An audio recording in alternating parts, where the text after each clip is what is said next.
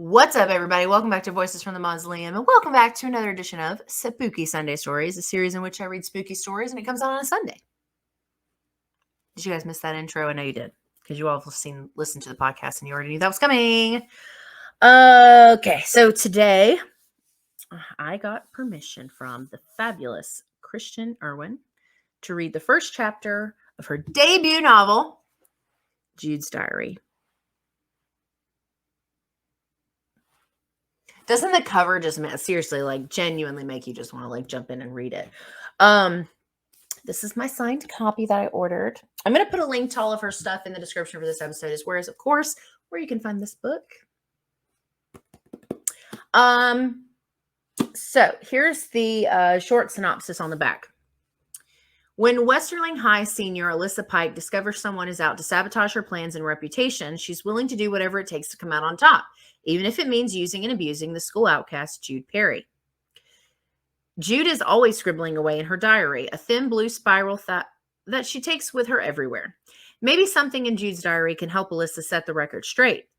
But what's really in Jude's diary isn't what Alyssa expected, and Jude isn't who she seems, after all.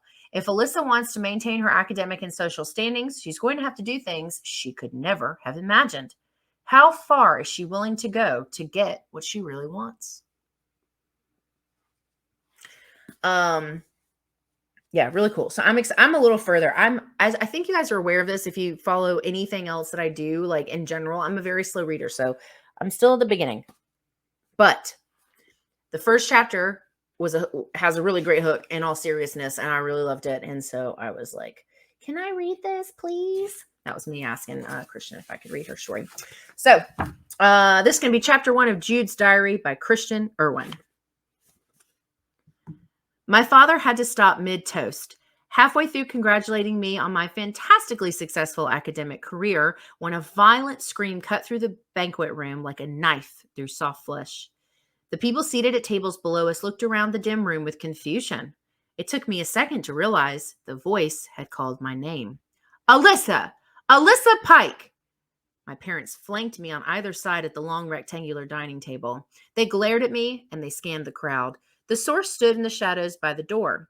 Haley Richter, cheer captain, and, I now regretted, former one-night stand.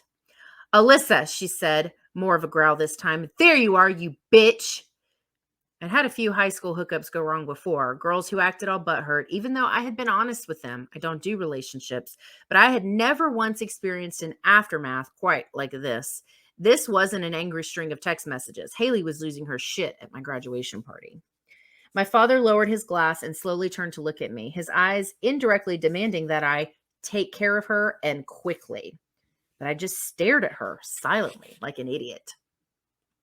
It must have been pouring outside because Haley was soaking wet and her red curly hair hung limp like a mop over her face and shoulders. Her pink V-neck t-shirt hugged her breast in a lurid display of burgeoning womanhood.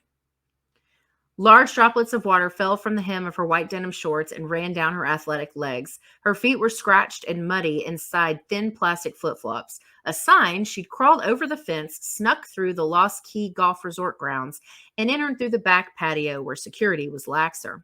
She took a couple of steps forward into the room and continued to rant. How dare you? How dare you leave me on red after we hooked up on your father's boat?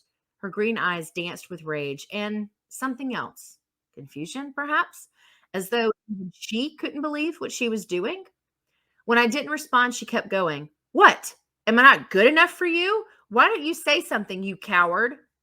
I opened my mouth to protest, but nothing came out. My father set down his glass. The worst part wasn't that Haley was upset. The worst part was that I hadn't seen this coming. Anticipation, my father liked to say, is less expensive than confrontation. I didn't have a plan, and I couldn't seem to think of one on the fly, and because I didn't respond in time, my father had to come to my rescue. He'd had his left hand perched on the table when she arrived. Now he slid it towards the edge of the table and used his index finger to press a hidden trigger underneath. This wasn't my father's first time dealing with an unwelcome guest. In mere minutes, maybe seconds, his private security would drag her away. I was both ashamed and relieved. I began to count the seconds and hoped Haley's tantrum was losing steam.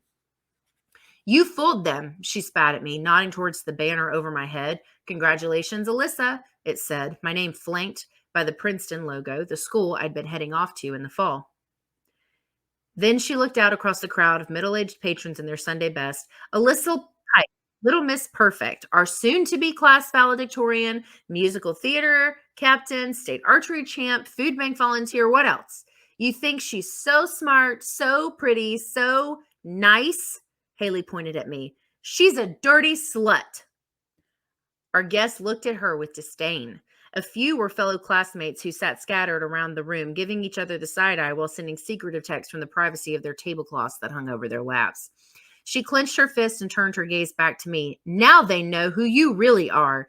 You're uh, she stuttered without finishing, the word struggling to fall from her lips. My father stood still as a statue, never one to show an ounce of concern. The guards should have been here already.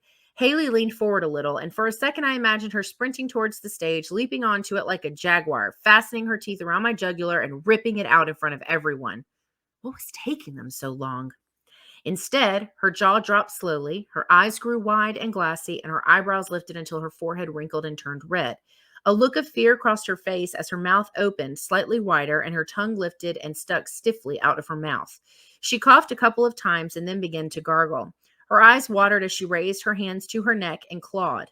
Her fingernails dragged across her skin and drew tiny droplets of blood that popped up like bubbles in their wake. She seemed to be choking on thin air. We continued to watch as her face turned purple and her eyes bulged. She tried to gasp unsuccessfully, but no air escaped, even though her very presence was like a vacuum that had sucked all of the air out of the room. The specter made us all struggle to breathe. I have thought to ask my father to do something, but the fact was he already had. Security was on its way, was it not? So I kept waiting. Besides, my father's face was resolute. Nothing ever perturbed him, not visibly anyway. His interest in her seemed to be more academic at this point. Watch, Alyssa, his statuesque form seemed to say. Watch and learn. Haley reached her hands out in front of her. She looked like she was reaching for me. I think she wanted to take another step forward, but her lower half was frozen solid as though poured from concrete. Her top half, however, began to convulse, starting with a point near her belly button. Like a dancer, her stomach expanded and contracted rigorously. Her spine waved back and forth. A wave undulated from her chest, and her throat vibrated up and down. The room resounded with a thin humming sound, a buzz that came from Haley's direction. A black mass appeared in the opening of her mouth, pushed at her lips, and exploded out of her with force. The wet ball of feathers dismantled in the air. Moist clumps fell to the floor, and the drier bits floated downwards peacefully. Haley looked down at the monstrous object in shock. A few tufts still stuck to her skin. The ball of feathers jostled. It started to expand. Then it popped open. Feathers flying and a mass of bees, black and buzzing, burst into the air. They flew in a tight formation to the door and disappeared down the hall. Before anyone could say or do anything, and paying no mind to the wasp or the feathers, my father's private security burst through the door and descended upon her. Two men in charcoal gray polo tees and black dress pants ran in and grabbed her, each locking an arm through one of hers. She didn't make a sound and looked more confused than ever. They dragged her backwards out of the door. It happened so quickly it could have been a mass hallucination, but the bird-like mass still lay in a heap on the ground, proof that we had all seen something real and horrible, inexplicable, strange.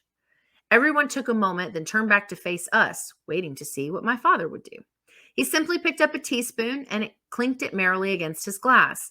Ladies, gentlemen, I do pardon the interruption. My father grinned, unruffled, but his accent, a relic from his childhood in Cuba and one he usually kept well guarded, had slipped free.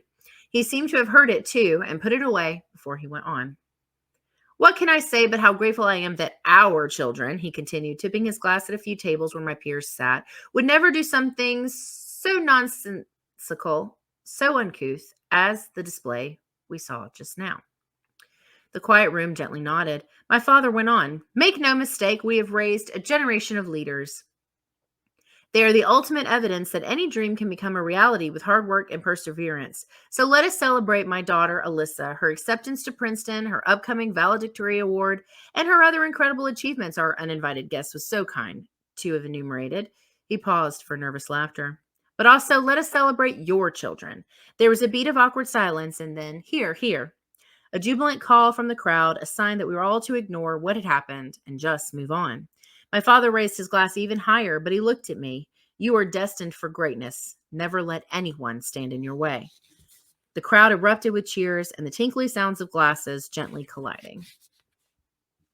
I turned to my father, my glass held to his, but instead of bringing our glasses together, he set his down and held it out, his thick arms inviting me into an embrace. I smiled broadly, relieved, set my glass down as well, and hugged him firmly, wrapping my arms around his middle. He leaned close, his breath in my ear, and I heard him gravely whisper, I expected more from you, Alyssa, he said. You should be able to handle things like that without my help. My face was visible to the crowd. I tried not to allow my smile to fall. I stole a page from his playbook and acted like everything was fine, blinking into the lights and holding my cheeks, happily taut. Of course, Daddy, I promised. I won't let it happen again. He grunted in agreement. I know you won't, he said. Us Pikes, we never make the same mistake twice. 1 week earlier, I'd run into Haley shopping down at the pier. She'd been looking for a formal dress for the end-of-the-year cheer banquet. I'd been killing time before that night's musical theater rehearsal. We knew each other from school. Not well, but enough to turn small talk into flirtatious banter. I checked the time and decided there was plenty. We grabbed a charcuterie board and seltzers at Hudson's, and I mentioned the recent trip up and down the Florida Panhandle coast I had taken on my dad's yacht. I pointed out that it was docked at a marina nearby. Would she like a tour? Haley agreed, so we climbed into my car and I took her out to see my dad's Leopard 46 Power Cat. It's an imposing machine. Imagine a 2-story glistening white catamaran with 4 berths, plush upholstered furnishings, and a fully stocked kitchen, every detail a luxury throughout. You bet Haley was impressed. I showed her around the above deck before I took her down below, if you know what I mean, and I was very honest about my intentions. There's no way Haley misunderstood. She seemed as game for a meaningless romp as I was. When our rendezvous was over, I drove her back to her car and headed to my rehearsal. The next week at school, we passed each other a few times in the hallway. She never once acted upset. By the time my party had come to a close, my cheeks ached from so much smiling. I massaged each side of my jaw. You'll get used to it, my mother said, turning to me after she took the last guest's hand and they walked out the door. Set a timer, practice in front of a mirror. Smiling for long periods gets easier with practice. How do you think politicians do it? Hours of smiling and shaking hands, yet they always manage to make it look natural. Good thing the graduation ceremony is still a few weeks away, I quipped. Plenty of time to practice. She gave me a supportive squeeze on the shoulder and walked away, joining my father at the back of the room by the stage where he was speaking in hushed tones to his security. I found an empty chair by the door and scrolled through my phone, reading through text after text. Word had already gotten round, and everyone wanted to know what happened. Was it true that Haley Richter had gone bananas at my party and vomited on a bunch of feathers and bees? I did not confirm or deny it. Wow, Alyssa. Just wow. My bestie, Pierce Beck, appeared in the doorway and sauntered up with a look of smug superiority on his face. He whipped his head to the side, flip-flopping his pink hair with a sparkle in his bright green eyes. Brava, I guess. Welcome back, Pierce, I said without looking up. Forget something? My mother's made herself comfortable at the bar. It could be a while, he answered. Thought I'd take the opportunity to say congratulations in person. Your callous assholery has reached a new level. I set my phone down on the table as he took a seat beside me. You wish someone would make a fool of themselves over you like that. Admit it. Maybe without the vomiting up a dead bird part, Pierce said. He picked up a glass tumbler someone had left behind, which was half full of an amber-colored liquid, and gave it a sniff. Satisfied, he drank what was left in one swift chug. Seriously, though, did that really happen? Did Haley really come in here with a mouthful of bees? Or was that some magic for humans shit? I shrugged nonchalantly. I wasn't really paying attention. That was beyond any Real Housewives level drama even, he pressed. Truly clever. I dismissed him again. Probably drugs. Haley? No way, he said, peering at me conspicuously as he examined another tumbler. He sniffed, but didn't drink this time, just looked down at it and ran a finger through the rim. Though, I guess she is a cheerleader. Those girls can put on a show. I sighed. I just hope she can get over me. Ouch, Alyssa. You're so mean, he said, his voice dripping with sarcasm. I don't exactly strive to be a nice person. Nice girls finish last. Touché. Pierce chuckled grimly. Seriously, though, do you have any idea why she freaked? I frowned. No, I didn't. And I wasn't used to getting caught by surprise. I considered myself too smart for that. I'm sure there were plenty of people at Westerling who thought I was just your stereotypical dumb blonde who got good grades by flirting and kissing ass. They couldn't have been further from the truth. I had hustled my way through all 12 years of school, and I expected to finish strong. Not only was I top of my class academically, but I was also about to star in our final musical theater performance of the year, Cabaret. And as I was wrapping up 4 backbreaking years as a volunteer stalker at the Lost Key Food Bank, these were the traits that got me into Princeton, and they didn't happen by accident. I lived a carefully crafted life, one cultivated through meticulous planning and hard work. Some might have said my graduation party was presumptuous, happening 3 weeks before graduation. I hadn't even taken the stage and given my valedictorian speech yet, but it says something about how seriously I take everything. I'm not the kind of person who stumbles or gets distracted or makes stupid mistakes. Once I put my mind to something, nothing gets me down, which is why I had no reason to doubt that I was in complete control until Haley Richter's strange outburst. I'll admit, I didn't see this one coming, I said with some chagrin. Pierce rapped his knuckles on the table. You don't think someone put her up to it, do you? I narrowed my eyes at him. Why would someone do that? It's not too late to knock you off your throne. You know something I don't? I'm just saying, Pierce said as he put his hands up in front of him. Travis Fulmore was a shoo-in for valedictorian until he got disqualified for spiking the punch with Everclear at prom 2 years ago. He always said he had been set up. Maybe someone's trying to set you up too. That was different, I insisted. That was misconduct at a school-sponsored event. This was just a dumb freak out. What Haley and I did happened in private. It's not like it was on school grounds or whatever. Besides, Haley's 18, I'm 18. We're both consenting adults. I chewed on my lower lip. There's no way I'm getting in trouble for this. Right? Pierce didn't respond. If this somehow ends up costing me the valedictorianship, she's fucking dead. Yes, that's what I like to hear, Pierce cackled. So, what's the plan? Are we cooking up some sweet, sweet revenge or what? Nah, I sighed, not actually worried. I didn't do anything wrong here. I kept my composure. If you ask me, Haley dug her own grave. I'd be shocked if she showed up to school tomorrow. Pierce leaned over onto his knees and dropped his voice. What about your parents? How do you think they took it? Their pretty little princess called out by some cheer slut at our $1 million graduation party? That had to hurt. It wasn't $1 million, I said, rolling my eyes.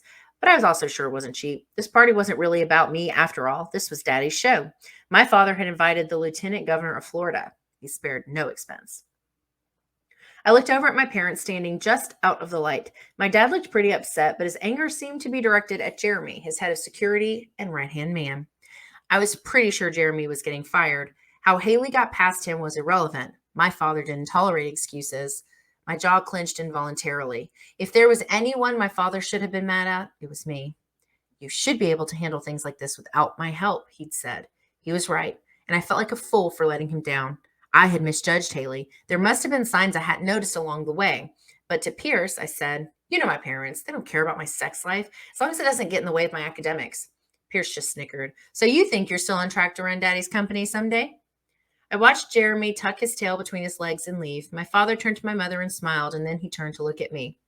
I don't doubt it, I said. I waved a few fingers at my father. He waved back, motioning for me to come to him. Gotta go, I told Pierce. See you tomorrow at school.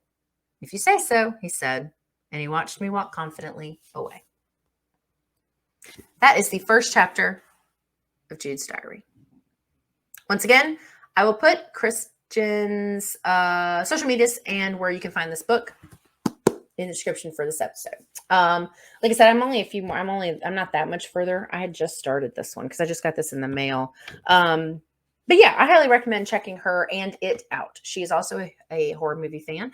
We have an episode coming up. I don't know if this is going to go out before that or not. I have no idea. But if it's already out, I'll link it in the cloud. But we're going to be talking the 1992 horror comedy Death Becomes Her. And it was a really fun conversation. So either come back and make sure you check it out or go watch it if you haven't seen it yet, if it's already out. So anyway, thank you guys so much for checking out this episode of Spooky Sunday Stories. Have a great rest of your day, an awesome week coming up, and I will see you in the next one.